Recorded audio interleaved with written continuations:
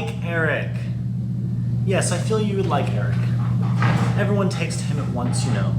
He always reminds me of that famous picture of the youthful David. I forget who it's by, but it's very well known. That would be sufficient enough to set me against him if I saw much of him. Just imagine an auction bridge, for instance, when one was trying to concentrate one's mind on what one's partner's original declaration had been, and to remember what suits one's opponents had originally discarded. What it would be like to have someone persistently reminding you of a picture of the youthful David. It would be simply maddening. If Eric did that, I should detest him. Eric doesn't play bridge. Doesn't he? Why not? None of my children have been brought up to play card games. Draughts and Homa and those sorts of games I encourage.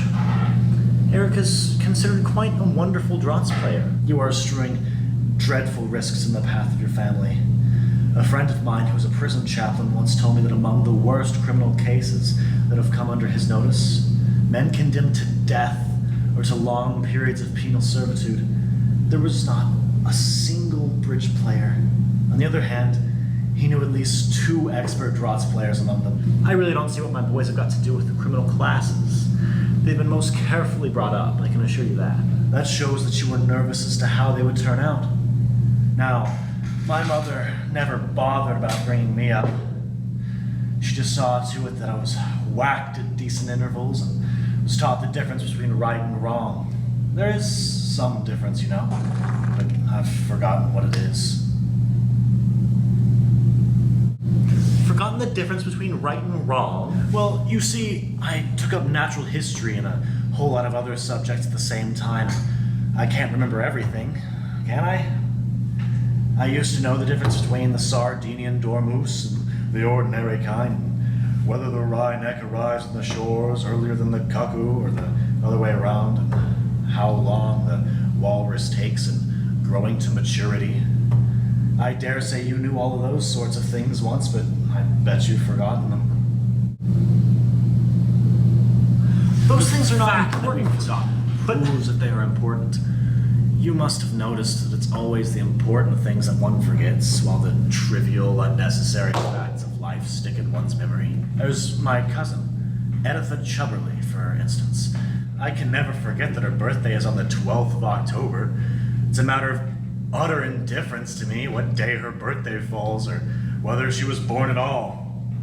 Either fact seems to me absolutely trivial or unnecessary. I've had heaps of other cousins to go on with.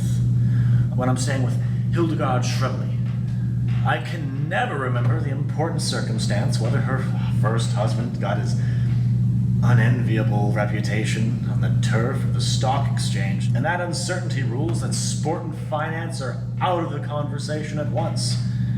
One can never mention travel either, because her second husband had to live permanently abroad. Miss Shrubley and I move in very different circles. No one who knows Hildegard could possibly accuse her of moving in a circle. Her view of life seems to be a non-stop run with an inexhaustible supply of petrol.